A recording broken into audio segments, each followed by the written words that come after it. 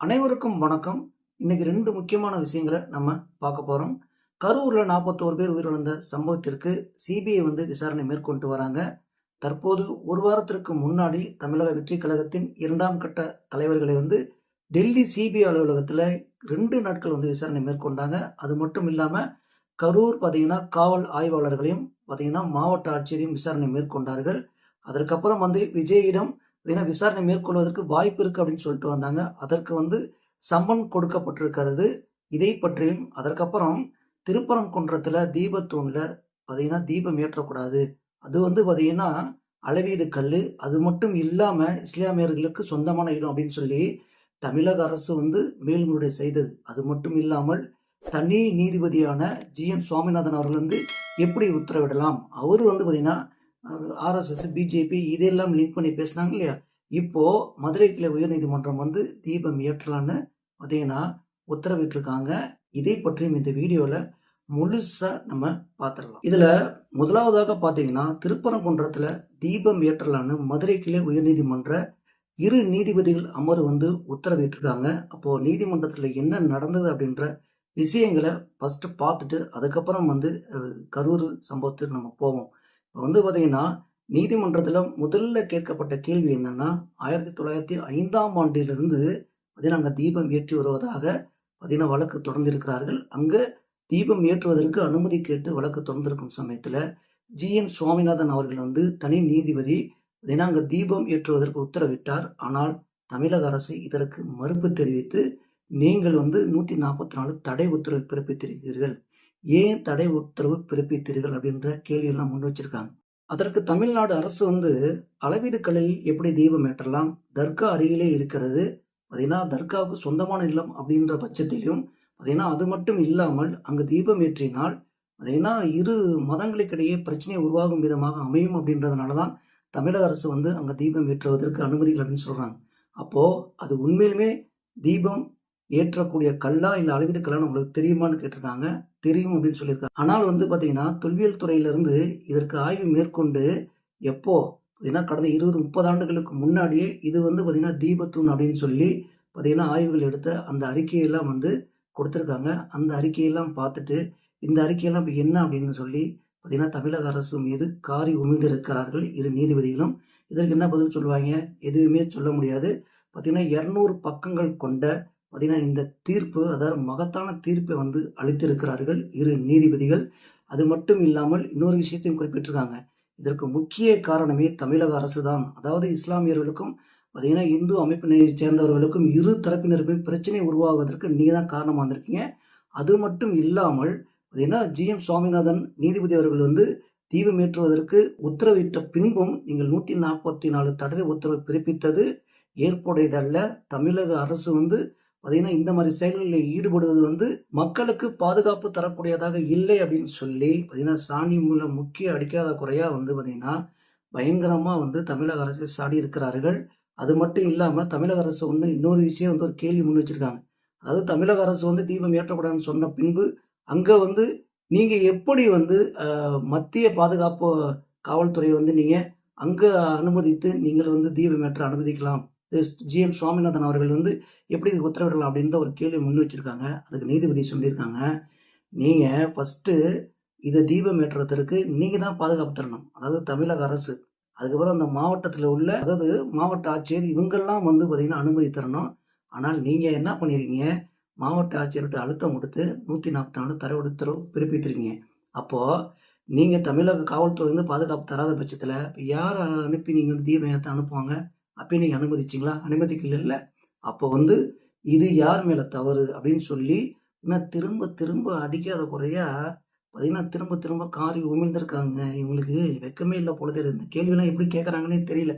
அங்க அவங்கதான் தொல்வியல் துறையில தெளிவா ஒரு விளக்கத்தை கொடுத்துருக்காங்களே. அப்புறம் திரும்ப திரும்ப நீங்க இஸ்லாமியர் பிரச்சனையும் இந்து பிரச்சனையும் நோண்டி இழுத்து விட்டு இருந்தா அது என்ன அர்த்தம்? அதுக்கப்புறம் இன்னொரு விஷயம் நடந்திருக்குதாங்க.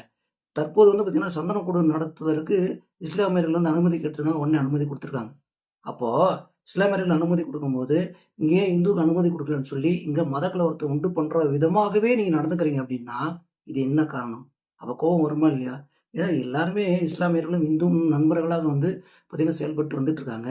இங்கே அவங்க பேசாமல் அவங்க வேலையை பார்த்துட்டு இருக்காங்க. ஆனால் நீங்கள் தூண்டி விடும் வேலையை செய்து கொண்டு பார்த்தீங்கன்னா நீதிமன்றம் வரைக்கும் போய் மேல்முறை செஞ்சீங்கன்னா அந்த மேல்முறையை தள்ளுபடி செஞ்சு பார்த்தீங்கன்னா காரி உமிழ்ந்து விட்டார்களே மதுரை கிளை உயர்நீதிமன்ற 2 நீதிபதிகள். இப்போ என்ன செய்ய போகிறீங்க? அடுத்த கார்த்திகை தீபம் வரும்பொழுது பார்த்தீங்கன்னா 1 வாரம் 10 நாளைக்கு முன்னாடி நீங்கள் என்னென்ன பண்ண போகிறீங்க அப்படின்றது தற்போதைய தெரிஞ்ச விஷயம். ஏன்னா அதான் கார்த்திகை தீபம் போயிடுச்சு இல்லை, நாங்கள் பண்ணுறதா பண்ணிடுவோம், நீங்கள் என்ன பண்ணுறதா பார்த்தீங்கன்னா இந்த மாதிரி தொடர்ந்து வழக்குகளை நீங்கள் தொடர்ந்துக்கிட்டே இருங்க, நாங்களும் பார்த்துக்கணும் அப்படின்னு நீங்கள் சொல்ல வரீங்கல்ல. 2026 மக்கள் சரியான ஒரு சம்பவம் பண்ண போகிறாங்க. அப்போ நீங்கள் தெரிஞ்சுக்க போகிறீங்க யார் என்னன்னு சொல்லிட்டு. திரும்பலாம் வர முடியாதுங்க. வந்தீங்கன்னா என்ன நடக்கும்னு சொல்லி மக்கள் தெளிவாக புரிஞ்சுக்கிட்டாங்க. இதில் திரும்ப நம்ம என்ன சொல்கிறோம்னா, திருப்பரங்குன்றத்தில் இனிமேல் தீபத்தூணில் தீபம் எரியும்.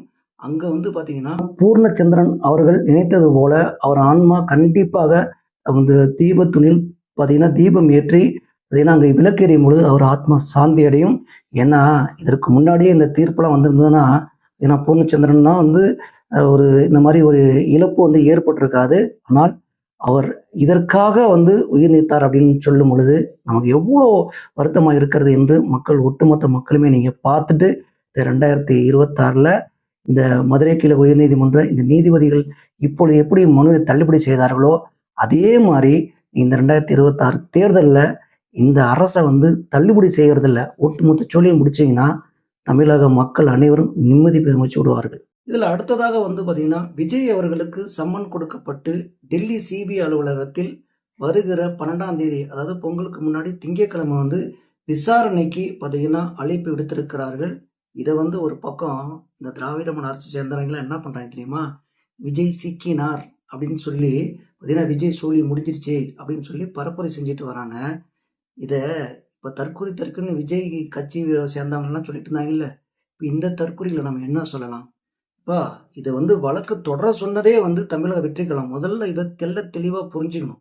ஏன்னா நீங்கள் வந்து சென்னை உயர்நீதிமன்றத்தில் தமிழக அரசு வந்து பார்த்தீங்கன்னா வழக்கு தொடர்ந்து இதை வந்து கரூர் சம்பவத்திற்கு விஜய், அதாவது தமிழக வெற்றி கழகத்தையும் தமிழக வெற்றி கழக தலைவர் 2ஆம் கட்ட தலைவர்லாம் என்ன சொன்னாங்கன்றது தெளிவாக நமக்கு தெரியும். அதை வந்து உச்சநீதிமன்றம் வந்து காரி உமிழ்ந்து பார்த்தீங்கன்னா அவங்க நிறைய சம்பவங்களை செய்து எப்படி நீங்கள் தனிப்பட்ட முறையில் பேசலாம் அப்படின்னு சொல்லி பார்த்தீங்கன்னா அந்த சம்பவம் பண்ண விஷயங்கள்லாம் தெரியும் இல்லை.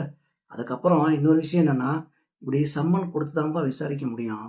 அப்போது தமிழக வெற்றி கழகம் வந்து சிபிஐ விசாரணை வேண்டும், இந்த 41 பேர் உயிரிழந்தவர்களுக்கு பார்த்தீங்கன்னா நீதி வேண்டும், இங்கு தமிழக அரசு வந்து எங்களுக்கு பாதுகாப்பு கொடுக்கவில்லை, அங்கே நடந்த சம்பவங்களுக்கு தமிழக அரசும் பார்த்தீங்கன்னா அங்கே காவல்துறை மெயினாக காவல்துறை மீது பார்த்தீங்கன்னா குற்றம் சாட்டி தான் வந்து சிபிஐ விசாரணை வேணும்னு சொல்லியிருந்தாங்க. அப்போது 2ஆம் கட்ட தலைவர்கள், அதாவது A1 A2 A3 இந்த தலைவர் கேட்டகரியில் பார்த்தீங்கன்னா புஷ்யானந்திலேருந்து ஆதவர்ஜினாலேருந்து நிர்மல்குமார் மதியழகன், அதாவது கரூரில் இருக்கிற செயலாளர் மதியழகன் வரைக்குமே விசாரணை மேற்கொண்டு வந்துட்டாங்க. அதுக்கப்புறம் காவல்துறையை வந்து விசாரணை மேற்கொண்டு முடிச்சுட்டாங்க. அதுக்கப்புறம் முக்கிய மாவட்ட ஆட்சியரையும் மேற்கொண்டு முடிச்சுட்டாங்க. அவங்க எல்லாமே முடிஞ்சதுக்கப்புறம் தலைவர் என்ன அவருக்கு பங்கு இருக்கிறது? அதாவது கரூர் வந்து தேர்தல் பரப்புரை ஆற்றும் பொழுது அங்கே முக்கியமாக விஜய் அவர்கள் வந்திருக்கிறாங்க. அப்போ விஜய் வரும் பொழுது இங்கே நீங்கள் வரும்பொழுது என்னென்ன பாதுகாப்பு ஏற்பாடுலாம் செய்தீங்கன்னு நீங்கள் எந்த அளவுக்கு விசாரிச்சிங்க, அங்கே என்ன நடந்தது, உங்கள் தலைவர்கள், அதாவது 2ஆம் கட்ட தலைவர்கள் எல்லாம் வந்து எந்த அளவுக்கு பாதுகாப்பு கொடுத்துருந்தாங்க, இதை பற்றி நீங்கள் மேற்பார்வையிட்டீர்களா, என்ன நடந்தது அப்படின்னு தான் கேட்க போகிறாங்க. இதில் முக்கியமாக அந்த 45 கேள்விகள் வந்து எல்லாத்திலையும் கேட்டிருக்காங்க. தமிழக வெற்றி கழக 2ஆம் கட்ட தலைவர்கள், அதற்கப்புறம் பார்த்தீங்கன்னா காவல்துறை, மாவட்ட ஆட்சியர், இதற்கு சம்பந்தப்பட்ட அனைவரோடும் கேட்ட மாதிரி விஜய் அவர்களிடமும் இந்த 45 கேள்விகளை வந்து கேட்க போகிறாங்க. கண்டிப்பாக அதுதான் நடக்கும்.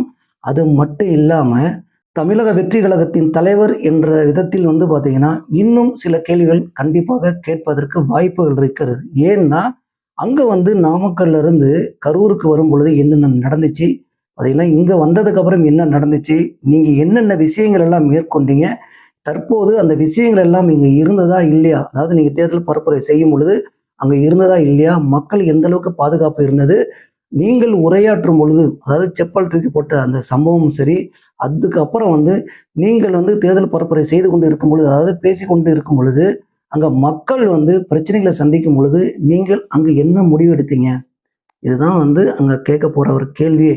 நீங்கள் அங்கே என்ன நடந்துச்சு, அடுத்து நீங்கள் வந்து தொடர்ந்து பார்த்தீங்கன்னா தேர்தல் பரப்புரை செய்தீர்களா, அல்ல அடுத்து முடிச்சுக்கிட்டீங்களா, அங்கேருந்து நீங்கள் கிளம்பிய நேரத்திற்கும், அதாவது நீங்கள் வந்ததற்கும் அங்கே நீங்கள் தேர்தல் பரப்புரை செய்த அந்த நேர காலங்கள் எவ்வளோ, மக்கள் அங்கே என்ன பிரச்சனைகளை சந்தித்தார்கள், உங்கள் கண்ணில் பட்டது என்ன அப்படின்ற விஷயங்களை எல்லாமே பார்த்தீங்கன்னா தெள்ள தெளிவாக கேட்க இருக்கிறார்கள்.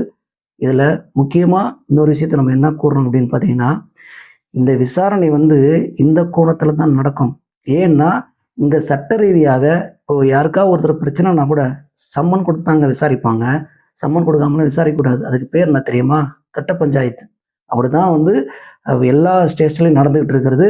நீங்கள் அப்படி ஏதோ ஒரு பிரச்சனை உனக்கு கூட்டிகிட்டு போனாங்க அப்படின்னா அங்கே உங்கள் கையில் சம்மன் கொடுத்துட்டு அதுக்கப்புறம் தான் விசாரணை செய்யணும். அப்படி எங்கேயா விசாரணை செய்கிறாங்களா? செய்யல. அப்போ இங்கே மட்டும் விஜய்க்கு சம்மன் கொடுத்து விசாரிக்கும் பொழுது, ஐயோ விஜய்க்கு சம்மன் கொடுத்துட்டாங்களே, போச்சு விஜய் அவ்வளோதான் அப்படின்னு சொல்றதுல இன்னும் நியாயம் தெரியல. எதற்கு தேவையில்லாத ஒரு பொருளை கிளப்பிட்டுறீங்க? இப்போ ஒரு சம்பவத்துக்கு வருவோம். என்னன்னா, செந்தில் பாலாஜி அவர்களுக்கும் சம்மன் கொடுக்க போறாங்க. பொங்கல் முடிஞ்சு பொங்க வைக்க போறாங்க. அதற்கு ஒரு சம்பவம் தற்போது 2 நாட்களுக்கு முன்னாடி நடந்தது.